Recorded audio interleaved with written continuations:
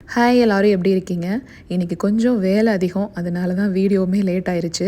4 tumbler சிவப்பரிசி, 2 tumbler ragi, ஒரு 1 1/2 tumbler உளுந்து தனியாக ஊற வச்சுருக்கேன். 8 டம்ளர் இட்லி அரிசி தனியாகவும் 2 டம்ளர் உளுந்து தனியாகவும் ஊற வச்சுருக்கேன். ரெண்டுக்குமே சேர்த்து வெந்தயம் வந்துட்டு 2 டேபிள் ஸ்பூன் போட்டு தனியாக ஊற வச்சுருக்கேன். இது வந்து ஒரு 5லேருந்து 6 மணி நேரம் ஊற வச்சுட்டு எப்பவும் போல் அரைச்சிக்கலாம். காலையில் எனக்கு நல்லா புளிச்சு வந்துடும். எத்தனை நாளைக்கு ஸ்டோர் பண்ணுவீங்க அப்படின்ட்டு கண்டிப்பாக கேட்பீங்க. ஒரு வாரம் தாங்க எனக்கு வரும், அதுக்கு மேலெலாம் வராது. பொங்கல் சமயத்தில் அவரைக்காய் வேணும்னு சொல்லி தேடுறப்ப கிடைக்கவே கிடைக்காது. இன்றைக்கி பாருங்கள், நல்லா ஃப்ரெஷ்ஷாக கிடைச்சதுன்னு சொல்லிட்டு வாங்கிட்டு வந்திருந்தாரு. காய்கறிகள் இருக்கோ இல்லையோ முட்டை கண்டிப்பாக இருக்கும். ரெகுலராக டெய்லியுமே முட்டை எடுத்துக்குவோம்.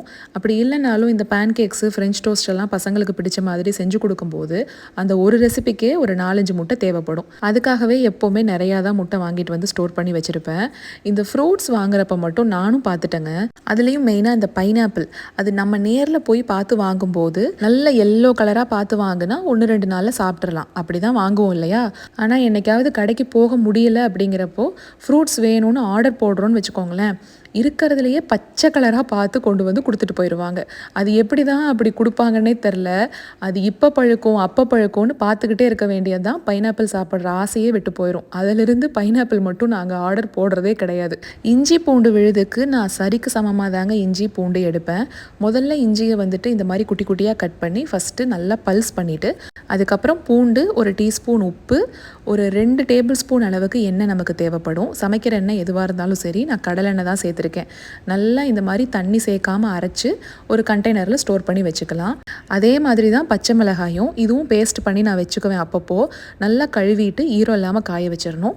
மிக்சர் ஜாரில் சேர்த்துட்டு ஒரு டீஸ்பூன் அளவுக்கு உப்பு, 2 டேபிள் ஸ்பூன் எண்ணெய் கொஞ்சம் கொஞ்சமாக விட்டு தண்ணி இல்லாமல் அரைச்சி வச்சுக்கலாம். பச்சை மிளகா ஒரு ரெசிபிக்கு நம்ம சேர்க்குறோம், ஆனால் பசங்க வாய்க்கு வருது அப்படிங்கிறப்போ அந்த மாதிரி ரெசிபிக்கெல்லாம் நான் இந்த பேஸ்ட்டு சேர்த்துக்குவேன். இஞ்சி பூண்டு விழுது நீங்கள் எந்த மெத்தடில் செஞ்சாலும் சரிங்க, தனித்தனியாக இந்த மாதிரி ஸ்டோர் பண்ணிக்கோங்க. அதாவது ஒரே பாக்ஸில் எல்லாத்தையும் போட்டு வைக்காமல். எப்படியும் ஈரம் இல்லாத ஸ்பூனை தான் வச்சு நம்ம யூஸ் பண்ண போகிறோம். ஆனாலும் ஃப்ரிட்ஜிலிருந்து சும்மா எடுத்துகிட்டு வைக்கும்போது அது கலர் சேஞ்ச் ஆகிறதுக்கு வாய்ப்பு இருக்குது. அதனால தனித்தனியாக இந்த மாதிரி வச்சுக்கோங்க. இட்லி அரிசி, சாப்பாட்டு அரிசியுமே போட்டு வச்சுட்டேன். மாவும் அரைச்சி எடுத்தாச்சு. சரிங்க, நம்ம நாளைக்கு ஒரு ஷார்ட்ஸில் பார்க்கலாங்களா?